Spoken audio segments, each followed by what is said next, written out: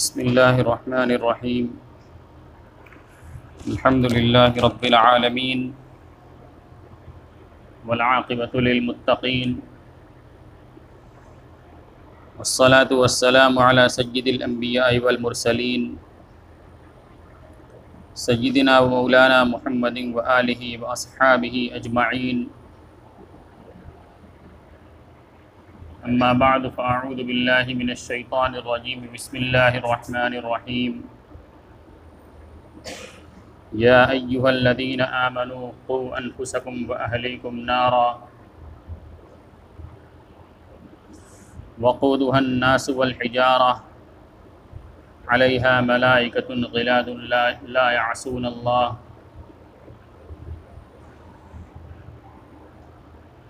ویفعلون ما یؤمرون۔ یہی ہے، صدق اللہ العظیم۔ آواز باہر نہیں جا رہی ہے۔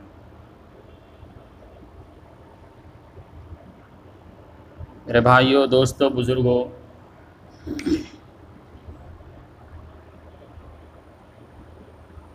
ہم آواز ابھی بھی نہیں کہہ رہے ہیں۔ ہر جمعہ کے اندر اور مختلف پروگراموں میں، جلسوں کے اندر اور مختلف طریقے سے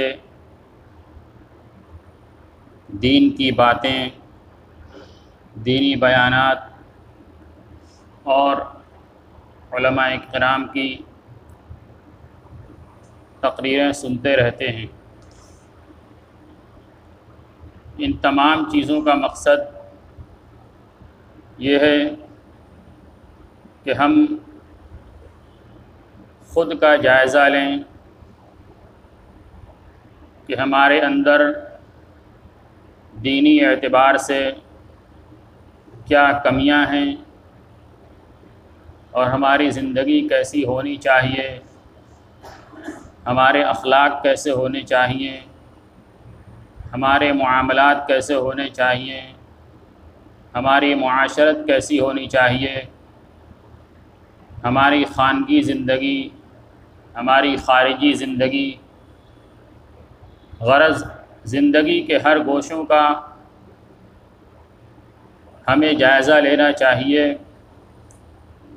یہی مقصد ہوتا ہے ان بیانات کے کرنے کا اور ان باتوں کے سننے کا، کہ ہم اپنا جائزہ لے کر اپنی زندگی کے رخ کو درست کریں۔ جمعہ کے اندر جو بیان ہوتا ہے اس کا مقصد بھی یہی ہے کہ معاشرے کے اندر جو بیماریاں ہیں ان کی نشاندہی کی جائے اور لوگ اپنی اصلاح کریں۔ جمعہ کے اندر بیانوں کا ہونا یہ جمعہ کا کوئی جز نہیں ہے کہ اگر بیان نہ ہو تو جمعہ نہیں ہوگا۔ بیان اس کا کوئی حصہ نہیں۔ جو لوگ سفر کرنے والے انہوں نے مختلف شہروں کے اندر دیکھا ہوگا کہ جمعہ کی نماز میں کوئی بیان نہیں ہوتا ہے، صرف امام صاحب آتے ہیں، خطبہ دیتے ہیں اور نماز پڑھا دیتے ہیں۔ تو بیان یہ جمعہ کا حصہ نہیں ہے۔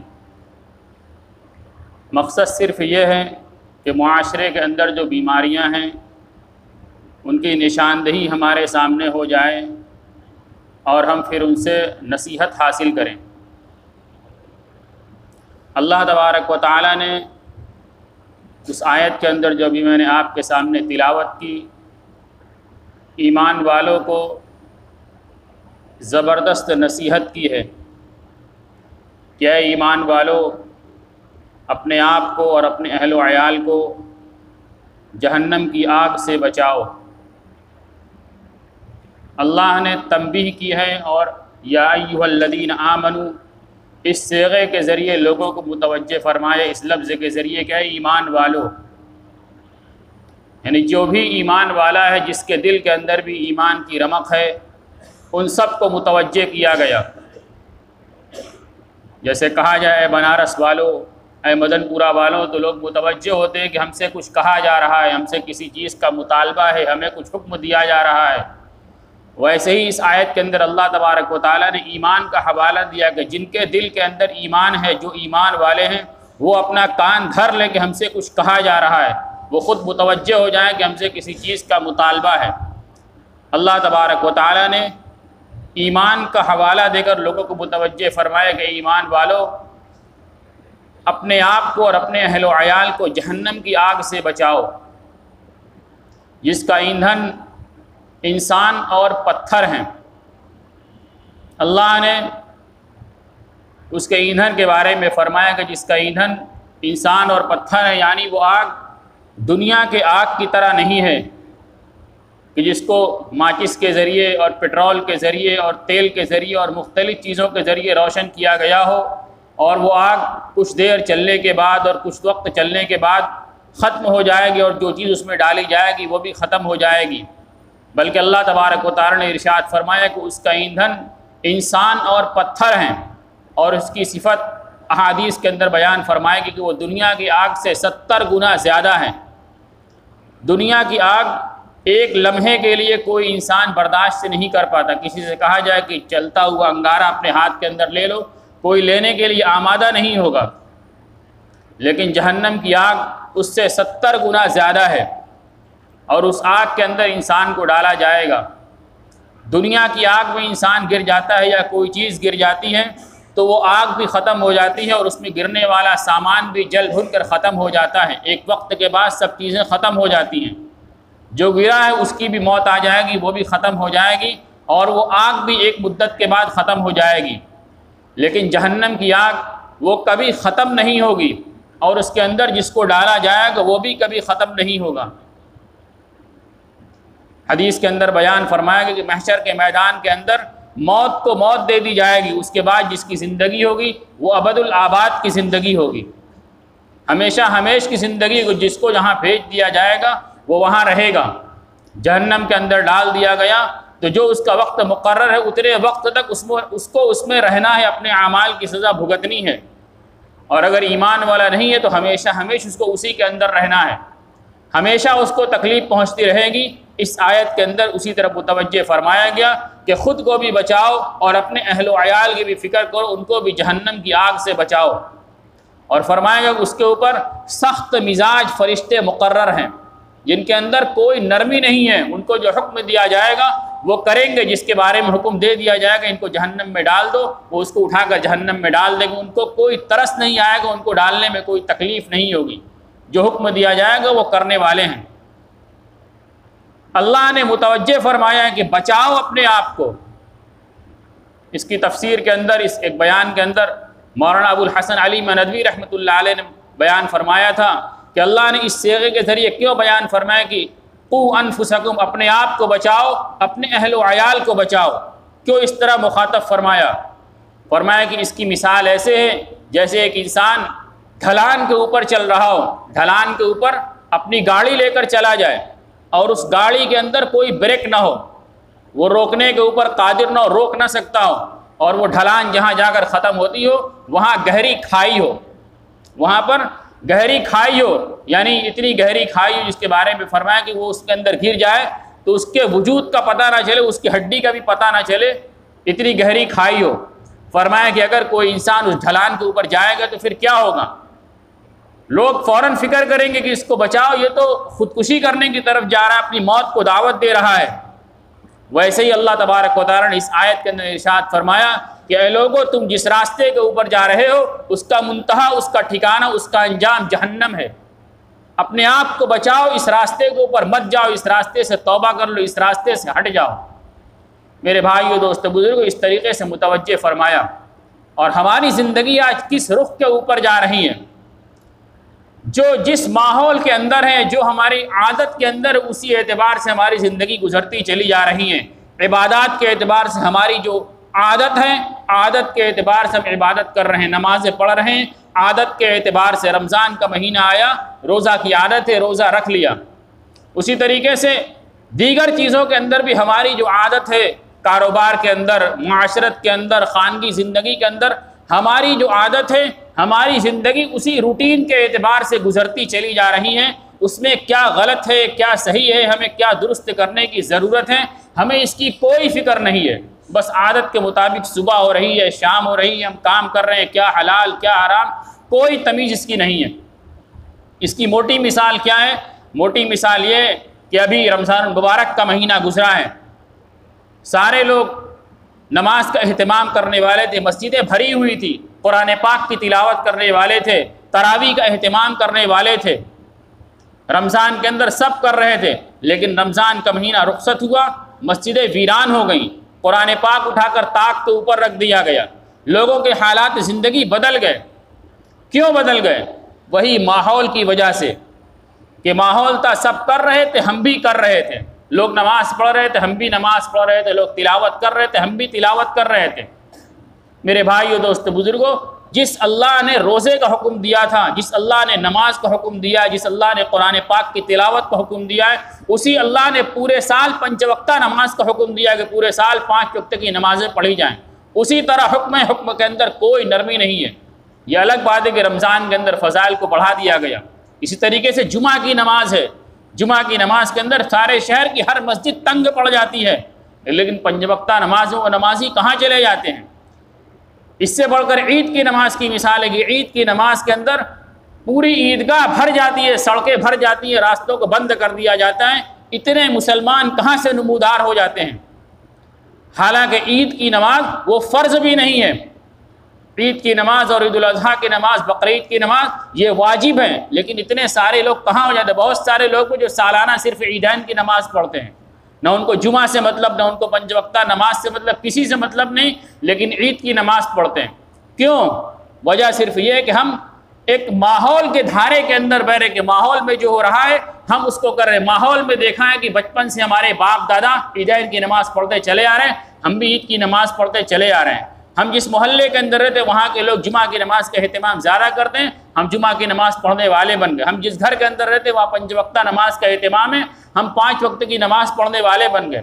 ماحول کے دھارے کے ساتھ ہم بہ رہے ہیں، لیکن اللہ کا حکم کیا ہے اس کی ہمیں خبر نہیں۔ ہم حکم سمجھ کر عبادات، معاملات، معاشرت ہم نہیں اختیار کر رہے کہ اللہ کا حکم ہے۔ اگر ہم اللہ کا حکم سمجھتے کہ نماز پڑھنا یہ اللہ کا حکم ہے، بندگی کرنا اللہ کا حکم ہے، تو اس طریقے سے اگر ہم حکم سمجھتے تو جیسے ہم رمضان کے مہینے کے اندر نماز کا اہتمام کرنے والے تھے، رمضان کے جانے کے بعد ہماری نمازوں کے اہتمام میں کوئی فرق نہ پڑتا۔ جس اللہ نے رمضان میں حکم دیا ہے وہی رمضان کے بعد بھی حکم دینے والا ہے۔ جو وعید رمضان کے اندر ہے وہی وعیدیں پورے سال کے اندر بھی ہیں۔ جس طریقے سے نماز کی کامیابی کا وعدہ وہاں پر ہے ویسے ہی پورے سال ہے۔ ایمان کے بچنے کا وعدہ جیسے وہاں ہے ویسے ہی یہاں بھی ہے کہ نماز کی زندگی بنے گی، نماز کے اندر، نماز کے ذریعے ایمان میں جلا آئے گا، نماز کے ذریعے انسان کو ساری خوشی ملے گی، وہ پورے سال کے لیے۔ لیکن ہم اس کو حکم کہاں سمجھ رہے ہیں؟ زبان سے کہتے ہیں کہ اللہ تبارک و تعالیٰ کا حکم ہے، لیکن ہمارے اعمال اور ہمارے حالات اور ہمارا عمل اس کے خلاف ہے۔ ہمارا عمل جو ہے وہ حالات کے تقاضے کے اعتبار سے چل رہا ہے کہ جیسے حالات ہے ویسا عمل ہے۔ اسی طریقے سے حرام کی ہوئی چیزوں کے اندر بھی ہم حالات کے دھارے کے اندر بہ رہے ہیں۔ اس کی موٹی مثال جیسے پورے مجمع کے اندر، یہاں نہیں بلکہ اور بڑا مجمع کر لیجیے، ہزاروں اور لاکھوں کا مجمع کر لیجیے، جہاں مسلمانوں کا مجمع، اور وہاں آپ لوگوں سے پوچھیں کہ ان میں سے کون کون خنزیر یعنی سور کا گوشت کھائے گا، کون کون کھائے گا؟ پورے مجمع کے اندر لاکھوں اور ہزاروں میں سے کوئی نہیں کہے گا کہ میں کھاؤں گا۔ کیوں؟ ہر کہے گا کہ یہ تو بہت گندی چیز ہے، سب لاہول پڑے گی، لاہول ولا قوت، خنزیر کھانے کی بات کرتے ہیں، اس کو گندا سمجھتے ہیں، اس کو حرام سمجھتے ہیں، کوئی اس کو کھانے کے لیے تیار نہیں ہوگا۔ لیکن دوسری طرف وہی ساری چیزیں جو جیسے خنزیر حرام ہے ویسے ہی دیگر چیزیں بھی حرام ہیں، لیکن ہم اس کو دھڑلے سے برت رہے ہیں اور اپنے آپ کو ایمان والا ہونے کا تمغہ بھی دے رہے ہیں کہ ہم سچے دیندار ہیں، سچے ایمان والے ہیں۔ قرآن کے اندر فرمایا گیا انما الخمر والمیسر والانصاب والازلام رجس من عمل الشیطان، کہ انما الخمر، شراب اور جوا اور اس کے تیر، یہ سب گندے کام ہیں، شیطانی عمل ہے، فاجتنبوہ، ان سے بچو۔ حرام اس کو قرار دیا قرآن پاک کے اندر، لیکن مسلم معاشرے کے اندر ہم اٹھا کر دیکھ لیں کہ کتنے لوگ ہیں جو اس نشے کی لت کے اندر گرفتار ہیں۔ بہت بڑا طبقہ مسلمانوں کا ہے جو اس نشے کی لت میں گرفتار ہے اور اس کو اپنی زندگی کے ساتھ لے کر چل رہا ہے، بغیر اس کے ان کا کام نہیں چلتا۔ یہ بھی حرام ہے، اسی طریقے کا حرام ہے لیکن جو آدمی شراب پیتا ہو اسی سے کہیے خنزیر کا گوشت کھا لو تو فوراً توبہ کرے گا، اپنے ایمان کا حوالہ دے، میں مسلمان ہوں، میں خنزیر کیسے کھاؤں؟ ایک طرف شراب پی رہا ہے اسی درجے کا حرام ہے، لیکن خنزیر کھانے کے لیے تیار نہیں ہوگا۔ کیوں؟ اس لیے کہ وہ اللہ کے حکم کی وجہ سے نہیں بلکہ ماحول کی وجہ سے اور رسم کی وجہ سے، لوگوں کے برتنے کی وجہ سے یہ کر رہا ہے۔ اس کے بعد فرمایا گیا کہ جوا یہ بھی حرام ہے، لیکن مسلمانوں کا بہت بڑا طبقہ اس کے اندر گرفتار ہے۔ لاٹری کے اندر اور مختلف طرح کی اسکیموں کے اندر اور ملٹی لیول کمپنیوں کی تجاویز کے اندر مسلمانوں کا بہت بڑا طبقہ گرفتار ہے، بلکہ میں یہ کہوں کہ جو طبقہ اپنے آپ کو دیندار سمجھتا ہے وہ ان چیزوں کے اندر مبتلا ہے۔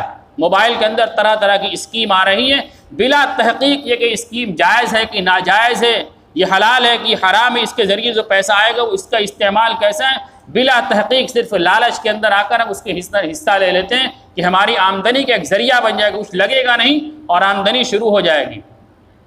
اسی طریقے سے فرمایا گیا جو آج کل بیمہ چل رہا ہے، بیمہ یہ سراسر حرام ہے، اس کے اندر حلت کی اور حلال ہونے کی کوئی گنجائش نہیں ہے، لیکن بہت بڑا طبقہ ہے جو اس بیمے کے اندر اور لائف انشورنس کے اندر گرفتار ہیں۔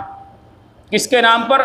کاروباری مجبوری کے نام پر، کہ کچھ کاروباری مجبوریاں ہیں، انکم ٹیکس کے اندر کچھ سہولت مل جائے گی، اس کی بنیاد پر بیمہ کھول کر بیٹھے ہوئے ہیں کہ ہمارا جو ہے انکم ٹیکس سے بچ جائے گا، ہماری کاروباری مجبوریاں کچھ دور ہو جائیں گی، اس مجبوری کو ظاہر کر کے یہ بیمہ کھولے ہوئے ہیں۔ بیمہ کے اندر جو پیسہ آتا ہے وہ صرف اور صرف 100% سود کا پیسہ ہے، اس کے اندر حلال ہونے کی کوئی گنجائش ہے ہی نہیں، وہ سراسر سود، بلکہ سود کے ساتھ ساتھ اس کے اندر جوا کی بھی آمیزی، وہ ڈبل حرام ہے، جوا بھی ہے اور سود بھی ہے۔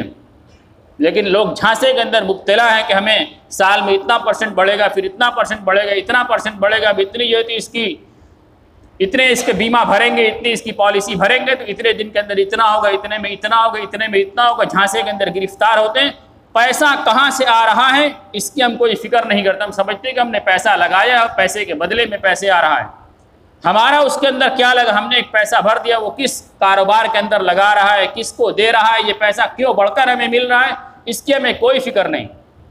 قرآن کے اندر فرمایا گیا احل اللہ البیع وحرم الربا، کہ اللہ تبارک و تعالیٰ نے بیع کو حلال کیا ہے، کاروبار کو حلال کیا اور سود کو حرام کیا ہے، سود کو حرام کیا۔ اور اسی قرآن کے اندر فرمایا گیا وَذَرُوا مَا بَقِيَ مِنَ الرِّبَا، کہ سود میں سے جو حصہ رہ گیا اس کو چھوڑ دو، یعنی جو کاروبار کبھی سود کے اوپر کاروبار کرتے تھے، اگر سود کا کچھ حصہ لینا دینا رہ گیا تو جہاں پر تنبیہ ہو گئی کہ سود حرام ہے وہیں پر اس کو ختم کر دو، نہ لینا نہ دینا سب ختم کر دو، بس اب حلال کاروبار کرو۔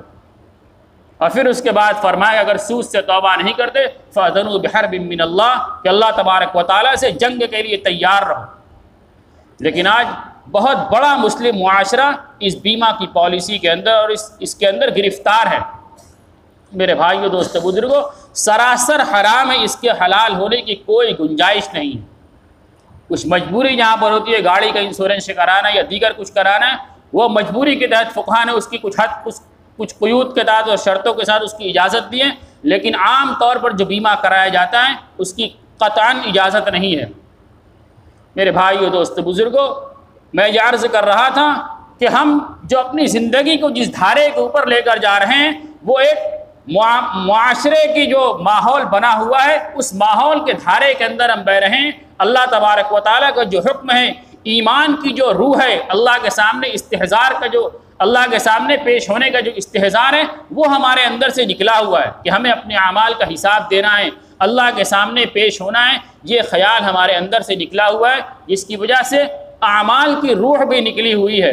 ہم نماز پڑھ رہے ہیں لیکن اس کو درست کرنے کی فکر نہیں ہے، ہم حج کر رہے ہیں لیکن سیکھنے کی اور کیسے ہمارا حج صحیح ہو جائے اس کی فکر نہیں ہے، ہم کاروبار کر رہے ہیں لیکن کیسے ہمارا کاروبار 100% حلال ہو جائے، ہمارے پیٹ میں اترنے والا ایک ایک لقمہ حلال ہو جائے، اس کی فکر ہمیں نہیں ہے۔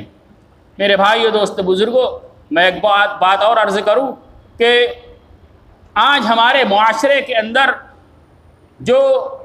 جس کو کہیے کہ غربت کا ماحول جو چل رہا ہے، ہر آدمی جو پریشان ہو رہا ہے، بہت بڑا کاروبار کر رہا ہے لیکن اس کے باوجود وہ پریشان حال ہے، ہر طرح کی پریشانی اس کے سامنے منہ کھولے کھڑی ہے۔ یہ اسی سود اور بیاج کی نحوست ہے۔ کتنا بڑا بھی ہم کاروبار کر لیں لیکن حرام کی آزمائش ہوگی تو ہم اس کے اندر سکون نہیں پا سکتے۔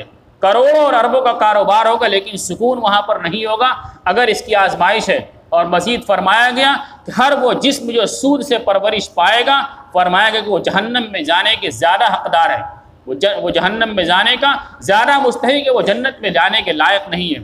تو میرے بھائیو، دوست، بزرگوں، اللہ تبارک و تعالی نے ارشاد فرمایا کہ اے ایمان والو، اپنے آپ کو اور اپنے اہل و عیال کو جہنم کی آگ سے بچاؤ، اپنی زندگی کے رخ کو درست کرو، ہر قدم پر اس کا جائزہ لو، اپنے کاروبار کے اندر، اپنے معاشرت کے اندر، اپنے اخلاق کے اندر، اپنے عقائد کے اندر، اپنی عبادات کے اندر، زندگی کے ہر گوشے کے اندر اپنا ہم جائزہ لیں کہ ہم یہ کر رہے ہیں، یہ دین کے اعتبار سے ہمیں کس رخ کے اوپر لے کر جانے والا ہے۔ دنیا کا اگرچہ اس کے اندر ہمارا کچھ خسارہ ہو جائے ہم اس کو برداشت کر لیں، لیکن اللہ تبارک و تعالیٰ اسی کے ذریعے سے خیر کے راستے کو کھولیں گے، اسی کے ذریعے سے خیر وجود میں آئے گا، دنیا کے اندر بھی اور آخرت کے اندر بھی۔ بظاہر ہمیں دنیا کا نقصان نظر آئے گا لیکن وہ نقصان نہیں ہے، بس صرف ضرورت ہے کہ ہم اللہ کی ذات کے اوپر یقین کر کے قدم کو اٹھا لیں اور قدم کو جما دیں، اللہ تبارک و تعالیٰ زندگی کو بنا دے گا۔ اللہ تبارک و تعالیٰ ہم سب کو کہنے اور سنت عمل کی توفیق عطا فرمائے۔ وآخر دعوانا الحمد للہ رب العالمین۔